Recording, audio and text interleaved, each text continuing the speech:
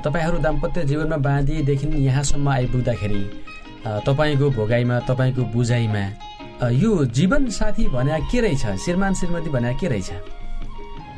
अब यो चाहिँ बडा अप्ठ्यारो प्रश्न र तपाईँको चाहिँ यसको उत्तर पनि मलाई लाग्छ अप्ठ्यारो छ। हेर्नु, जीवन साथी श्रीमान श्रीमतीका बारेमा परिभाषा दिनु चाहिँ बडो गाह्रो लाग्छ मलाई। हजुर, मेरो सरल र सतही जवाब चाहिँ के छ भन्दा श्रीमान श्रीमती भनेको दुईटा तपाईँको कार्यक्रम अनुसारै जीवनका साथी हुन्। अप्ठ्यारो परिस्थितिमा पनि काम लाग्ने साथी हुन्। अरू सबैसित अनेक नाता हुन्छन्, रगतको नाता हुन्छ। तपाईँले मलाई सचिवजी भन्नुहुन्छ, प्राध्यापक भन्नुहुन्छ, सञ्चारकर्मी भन्नुहुन्छ, यी सामाजिक नाता हुन्। हजुर, छोरा भन्नुहोस्, तपाईँको छोरी भन्नुहोस्, बुवा आमा भन्नुहोस्, नाति नातिना भन्नुहोस्, फुपू दिदी बहिनी भन्नुहोस्, यी सबै रगतका नाता हुन्। हजुर, हेर्नुहोस् है। तर श्रीमान र श्रीमतीको नाता चाहिँ यो केही पनि होइन। हजुर, तपाईँको न रगतको नाता छ भन्नुहोस् न, तर यसलाई चाहिँ त्यो एउटा मूल्य र मान्यताले, प्रेमको नाताले, विवाहको नाताले करार गरिएको एउटा चाहिँ दुईजना बीच गरिएको एउटा करार हो है। जुन करार कतिपय कुरा जो अरूसित हुनै सक्दैन।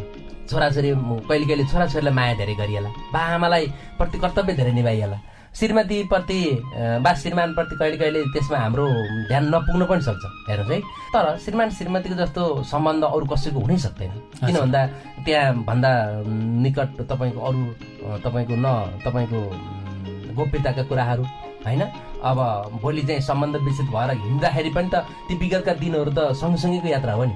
त्यो जीवनको ऊर्जाशील समय वा जीवनको महत्त्वपूर्ण समय त श्रीमान श्रीमतीकै करार हो नि त। त्यस कारणले यो सम्बन्ध चाहिँ अत्यन्तै जटिल र तपाईँको रहस्यमय हुन्छ र त्यसलाई गाँस्ने, त्यसलाई रसान गर्ने काम चाहिँ फेरि प्रेम हो, हाम्रो कानुनी हो, हाम्रो सामाजिक हो, हाम्रो कर्तव्यभित्र पर्छ।